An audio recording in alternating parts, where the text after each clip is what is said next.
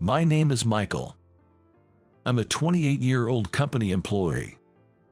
I work for a construction-related company. Since I joined this company right after graduating from high school, my career spans over 10 years now. Despite that, perhaps because I've been so engrossed in my work, these 10 years have flown by in the blink of an eye. I love my current job. That's because I have a dream I want to fulfill through my work. My dream is to become a top-notch architect and to build a house for my family. I love my family as much as, if not more than, my job.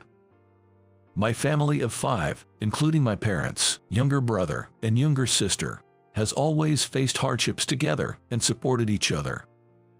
That's where I've always wanted to build a dream house for such a family, one that's comfortable, spacious, and relaxing. To put it bluntly, my family was quite poor. The 5 of us lived in a cramped, run-down apartment having only 2 bedrooms where we huddled together. In such a house, I never had my own room growing up, let alone my own desk. I was raised in a home where you would always see someone else no matter where you were. Moreover, our poverty was quite severe.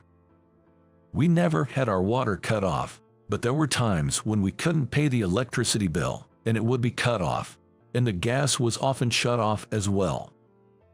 Not being able to use hot water showers in the dead of winter is something I still remember as hellish. Yet, our home was always bright. Both my parents believed in living happily even if we were poor, and even when we shared the little food we had, they made it fun. That's why I've never resented my parents for our poverty. On the contrary, I'm only grateful to my parents for raising us even in such circumstances. The main reason our family was poor was that my father had always been frail and couldn't work long hours. Due to his chronic illness, he found it hard to work a full day and often had to quit jobs soon after starting due to his health. As a result, he struggled to find stable employment. In his place, my mother worked. Unlike my father, my mother was healthy and robust, and she firmly believed that those who can work should work. There's no rule that only fathers have to work, and took it upon herself to earn the income instead, considering it perfectly natural. However, in our family, with me being the eldest of 3 children, my mother played the triple role of childcare, housework, and work from dawn till dusk, always operating at full capacity, as far as I can remember. Moreover, she often had to take care of my father as well, so she couldn't become a full-time employee. She couldn't predict when my father might become ill, so she had to choose jobs that allowed for flexible hours. Moreover, my father's medical expenses were astonishingly high. That further exacerbated our family's constant lack of money.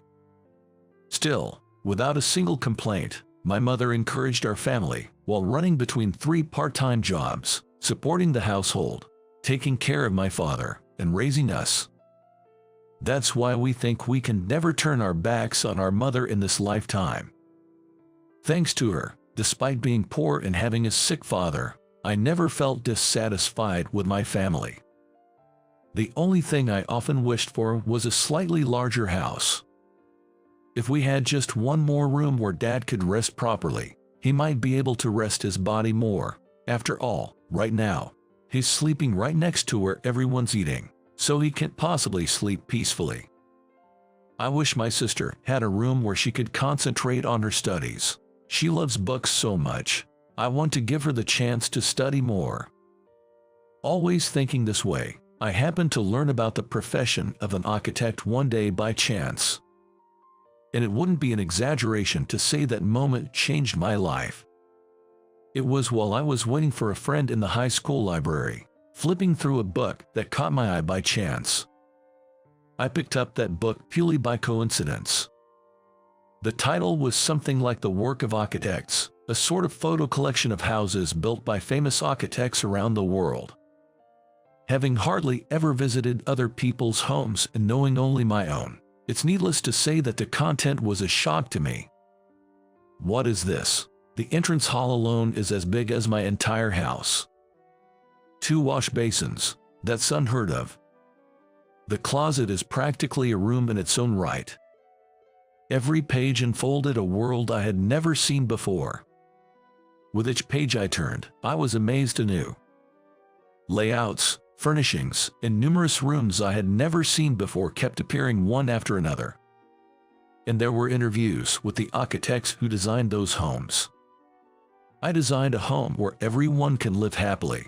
I designed a home where the family naturally gathers. I tried to create a home where you can relax as if you were in a hotel. Such comments captivated me. And suddenly, I felt a strong desire to build such homes. I wanted to build a spacious home where my family could live comfortably. This was the moment I decided to become an architect. I caught my teachers and bombarded them with questions about how to become someone who builds houses.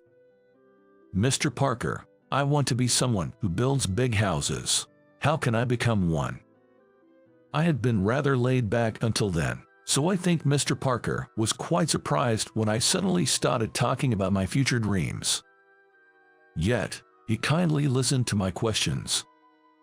I learned that there are various jobs involved in house building, including designing the house, actually constructing it, and selling it. With that knowledge, I decided to become someone who designs. An architect, that is. The simplest and most effective way to become an architect was to go to a university and study in an architecture department. Graduating would at least qualify me to take the exam. However, there was a problem for me.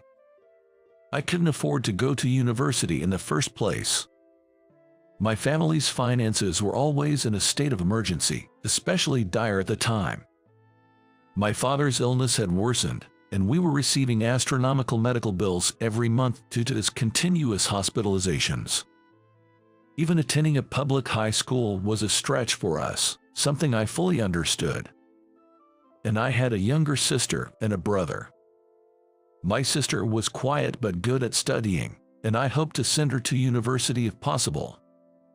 My brother was athletically gifted, and I wanted him to continue playing soccer. Money was already tight, and there were going to be more expenses for the younger two. In such circumstances, it was unthinkable for me, who had no particular talent, to ask to go to university.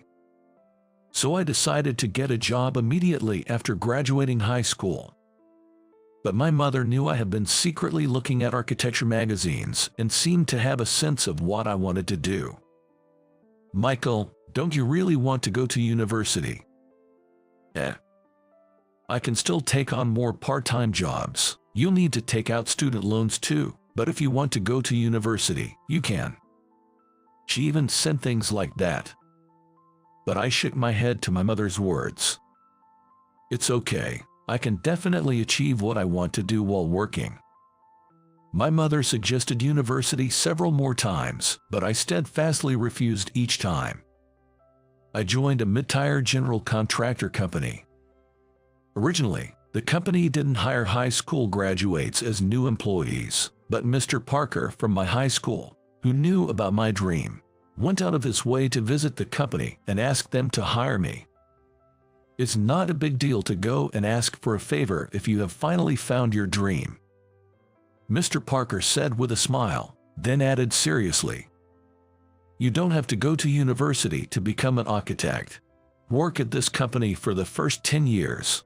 Once you've accumulated enough practical experience, you'll be eligible to take the exam. In the meantime, study about construction and architecture more diligently than anyone else. You can do it. Go for it."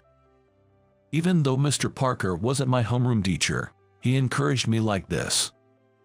He might have simply sympathized with my family situation, but I believed in his words and vowed to work hard to build my dream house someday.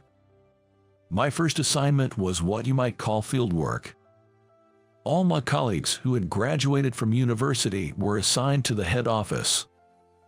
Only I, a high school graduate, was sent to the field. Having assumed I would be wearing a suit and working with a computer, my expectations were immediately subverted when I started the job. Instead of a suit, I wore work clothes, carried heavy materials, did tasks akin to security work, ran errands for my seniors, completely different from the job I had imagined. Every day after work, I was drenched in sweat, and my work clothes were covered in dirt. Even for someone like me who doesn't usually sweat the small stuff, commuting on the train in work clothes among businessmen in suits was indeed tough. And because I was new to everything, I often got yelled at by my seniors, and there were countless times I had to grit my teeth and hold back tears. "Hey, Michael, what are you doing? You can't just leave materials there, they'll get ruined. Use your brain a bit. Michael, move all these iron pipes over there. You're skipping lunch until you're done." Despite the unreasonable demands, I endured and dedicated myself to the job. Because I had my family at home, I was able to keep going. With the sole intention of one day giving my family a big house, I worked tirelessly. Eventually, my attitude began to be appreciated, and my seniors started to teach me the intricacies of the job. It seemed that my dedication to working for my family had become well known. "Hey, Michael, it's payday today, so you can knock off early. Go bring your earnings home to your family." "Thank you." "Michael, there's some extra sandwiches today. The leftovers are yours. Eat them yourself or take them home, whatever you like."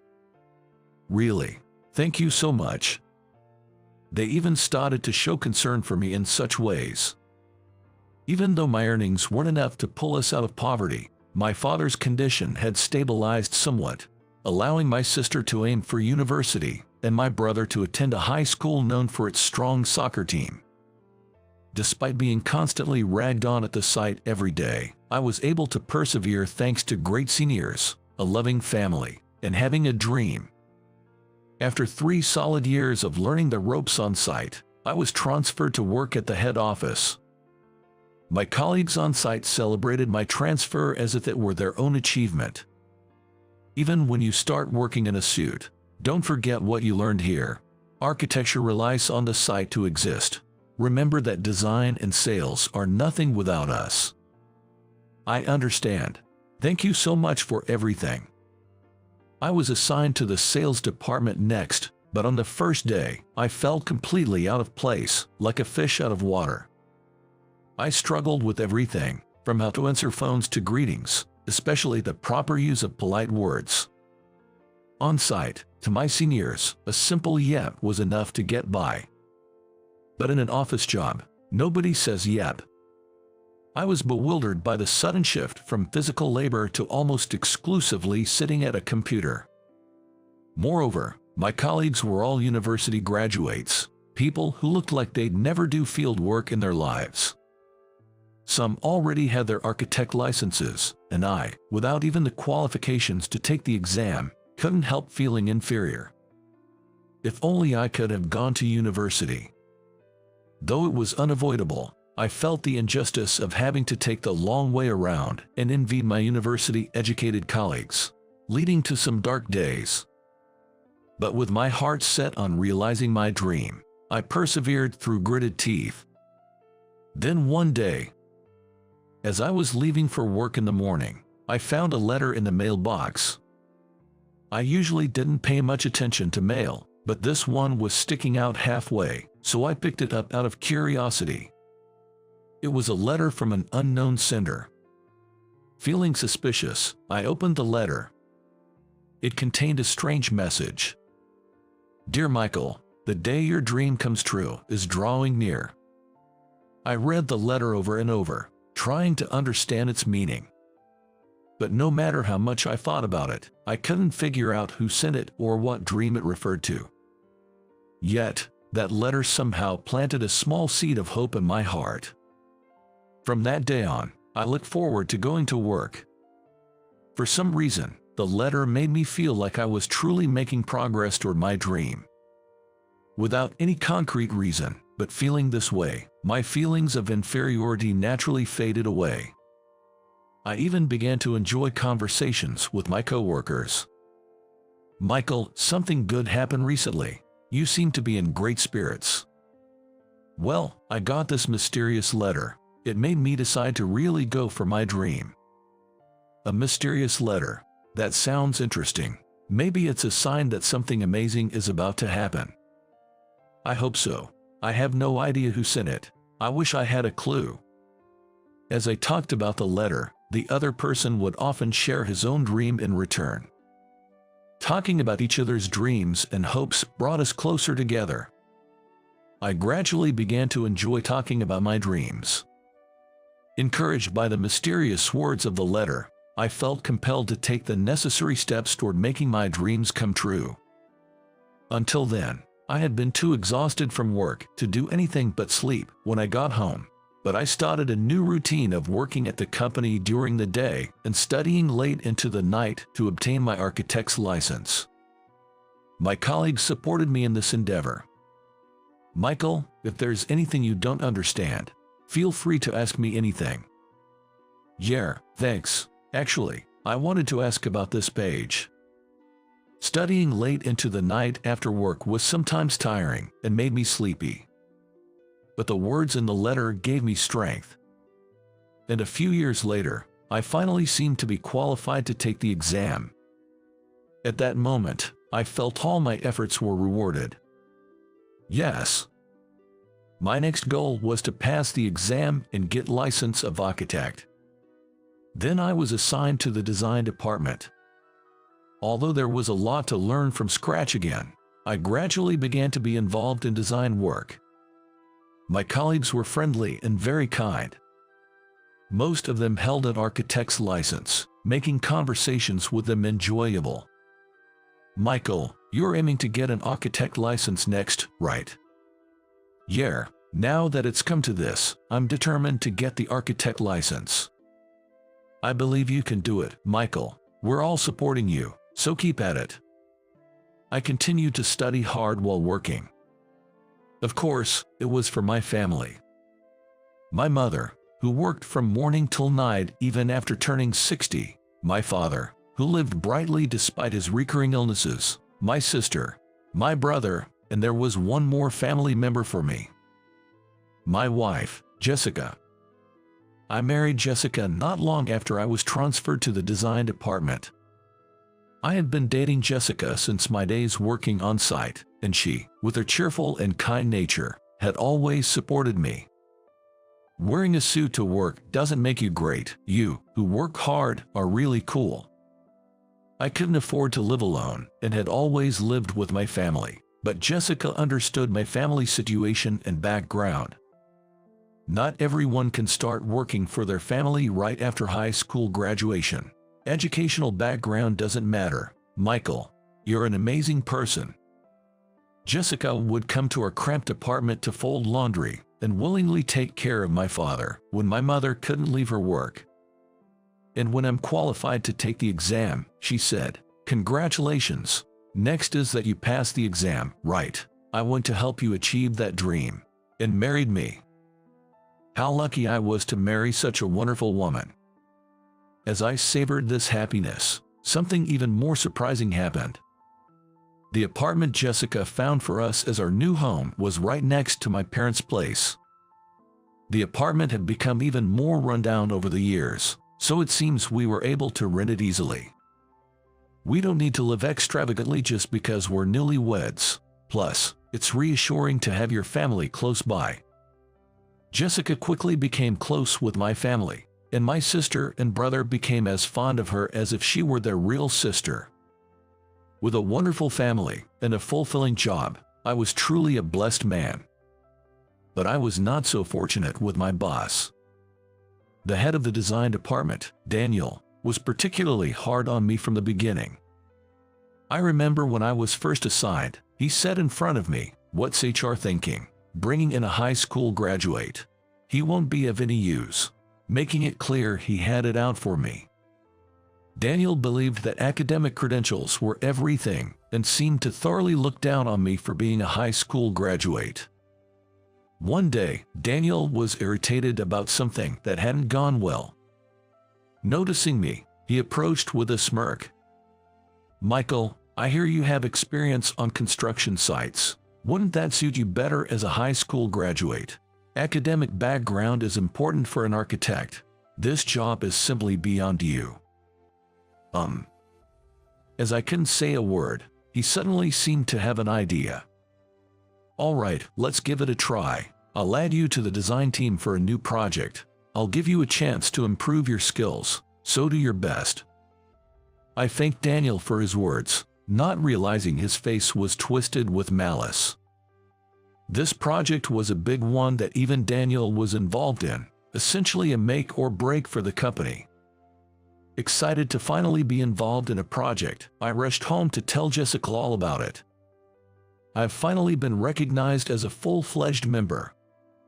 Jessica was as happy for me as if it were her own achievement. Congratulations, do your best. However, my joy was cruelly betrayed. The tasks assigned to me on that team were frankly nothing more than menial chores. Copying documents for meetings, arranging for coffee and lunches, organizing transportation. I thought I had finally taken a step towards a new path, but it seems Daniel had no such intentions. He just wanted to bask in a sense of superiority by having me, the errand boy, around. In meetings with people from other companies, Daniel would deliberately point out my mistakes, berate me, and smirk, making me hold back tears of frustration time and again. Hey, Michael, this document is missing a crucial page. Can't high school graduates even make copies properly? Hey, Michael, who wants to eat fried food in the middle of a meeting? Think about the attendees' preferences. Even a high school graduate has a brain, right? The documents Daniel had given me were already missing a page from the start, and it was Daniel who had instructed me to order the fried food special lunch. But pointing that out would only lead to harsher treatment from him, which was clear as day. So, I couldn't tell anyone the truth and just had to swallow my pride. Well, there was one person who would listen to my complaints. My wife, Jessica. Jessica had an enveloping aura about her, and I found myself telling her about everything that happened at work every night. Michael, you sound just like a little boy. Even as she said this, Jessica would listen attentively to my stories. Maybe I was drawn to her maternal nature. As a child, with my mother often away at work, I had no one to share my daily experiences with. So perhaps I was overly dependent on Jessica. Daniel told me to find lunch with plenty of fried food to power up, and then, in front of everyone, he deliberately opened the box lid and completely rejected the lunch I had ordered. It's really terrible, but he must be jealous of your talent. Keep at it, and you'll prove him wrong someday. Just hearing Jessica say that made me feel like I could keep going the next day. But Daniel's harassment only grew worse day by day. Then, one day, a major incident occurred. That day, there was a significant meeting for the project at our company. Other companies involved in the project were also gathering, so I remember the morning being particularly hectic. As usual, I was swamped with menial tasks, setting up the meeting room, preparing documents, and arranging various small details. Especially since Daniel had suddenly decided to change some documents at the last minute, adding to the chaos. Finally, when the preparations were done and we were just waiting for the members to arrive, I noticed something was amiss. The paper bag I had placed on my desk had vanished into thin air. I was sure I had brought it and remembered placing it on my desk that morning. I searched around my desk and even on other people's desks, but it was nowhere to be found. After all, the bag contained something important, so I wouldn't have placed it on the floor or anywhere other than my desk. I approached a colleague nearby. "Excuse me, have you seen the paper bag that was on my desk?" "Oh, I think I saw Daniel take it earlier, maybe." "Daniel took it? For what?" "I don't know the details, but I saw him rummaging through the bag and then he just walked away with it." I had a bad feeling about this. Could it be? I hurried to find Daniel and asked about the bag. "Daniel, I have something I'd like to ask you about." Then, He responded with words I could never have anticipated. "Oh, you mean that bag? Since you brought it in clutching it to your chest, I checked inside as your supervisor." As a supervisor, but no supervisor has the right to touch someone else's belongings without permission. And then, I saw something dull-colored, like trash. When I took it out, it turned out to be a hand-knitted sweater. Yes, what I had brought that day was a sweater knitted by my wife, Jessica. But it was so poorly made and tacky that I threw it away, sorry. Hearing that, I was simply dumbstruck. Jessica spent a whole year knitting it. It was a true masterpiece. I found myself muttering, "You're finished." Huh? Just then, someone entered the room. "Hey, this paper bag was thrown away outside. What's the deal with this?" Holding the paper bag I had brought in one hand, the person asked with a stern face. "Mr. Thompson?" Yes, it was Mr. Thompson, the president of our company, who had entered. Mr. Thompson continued to ask in a stern tone, "Who threw away this paper bag?" It seemed that Daniel also realized there was some connection between the paper bag and Mr. Thompson. Daniel was momentarily at a loss for words. But since everyone in the room had witnessed Daniel's and my exchange, he couldn't deny his involvement. With a forced smile, he said, "Well, this paper bag brought by Michael here contained something like a sweater, but the knitting was all messed up and it looked tacky, so I took it upon myself to throw it away." Watching Daniel explain with a smug smile, Mr. Thompson's expression grew even more severe. "So, you're saying you threw away someone's belongings without saying a word to Michael?" "Well, yes, but it was all for the company." "For the company?" "Yes, if someone wore such a tacky and tasteless sweater at the company, it would affect our company's dignity." Then Mr. Thompson said sharply, "Sorry for the lack of taste." Daniel looked up at Mr. Thompson with a confused expression, and Mr. Thompson glared at him fiercely. "This sweater was knitted by my niece for me. I don't think it's your place to criticize it." "Niece? But why would Michael have it?" I looked straight at Daniel and said, "Because she's my wife." "What?" "Yes, in fact, Jessica is Mr. Thompson's brother's daughter. Jessica's biological parents had died in an accident when she was very young. Since then, Mr. Thompson had almost taken on the role of a parent, raising Jessica. However, Mr. Thompson had 3 children of his own, so life wasn't always easy for Jessica. Although they were wealthy, it seems she lived feeling out of place and constantly holding back. Having lost her parents at a young age and grown up without knowing what a family was, Jessica said she felt truly happy when she met our family. Becoming a part of our family, she began to feel gratitude towards Mr. Thompson, who had raised her. As a token of gratitude, Jessica knitted the sweater, despite not being used to it, with all her might. Yesterday, Jessica had called Mr. Thompson to express her gratitude directly. "It's really poorly made, but I knitted a sweater for you, Uncle. I know you're sensitive to the cold, so I hoped it might keep you a bit warmer."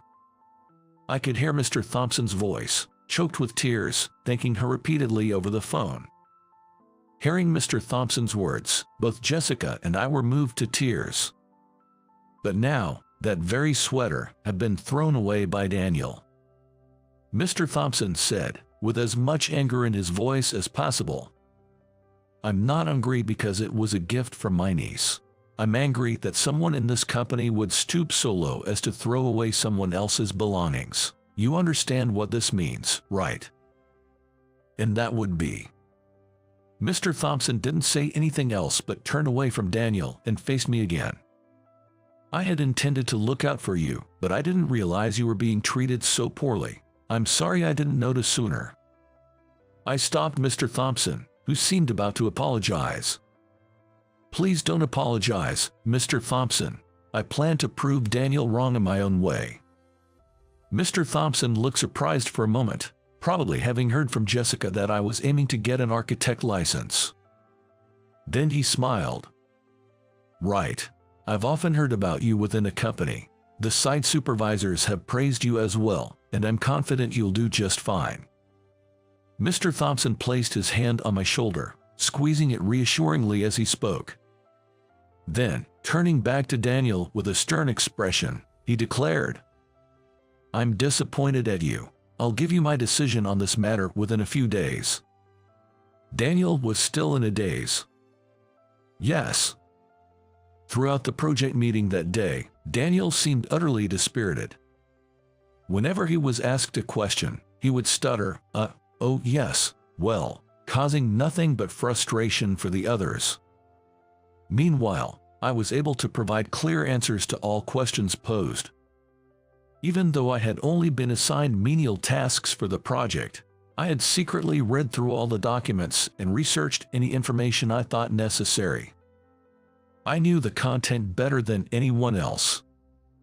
It seemed Mr. Thompson had been observing me from behind. At the end of the day's meeting, Mr. Thompson called me aside and unexpectedly praised me. You have potential. You should be more involved in this project. Starting tomorrow, you'll replace Daniel as the leader. Mr. Thompson added, Please tell Jessica thank you for the sweater, and tell her she's found a good husband. From the next day, I was involved in the project as the leader, and somehow we managed to complete the building over the course of a year. I was worried whether the team would follow my sudden leadership, but it seemed everyone had seen my efforts all along. Michael, you can do it. We've got your back, so keep it up. Work became busier, but thanks to continuing my studies at night, I successfully passed the architect exam. At that moment, Jessica smiled and shared with me. It turned out just like the letter said. I was the one who sent it. Daniel was transferred to the field shortly thereafter. But having never worked outside of an office before, it seems he couldn't cope. He resigned soon after, and nobody knows what became of him. Now that I've found a bit of free time, I'm working towards realizing my dream. A home for my family. When the house is completed, we'll be able to start a new life in a new place. I'm excited about creating a new space where my family's happiness can flourish.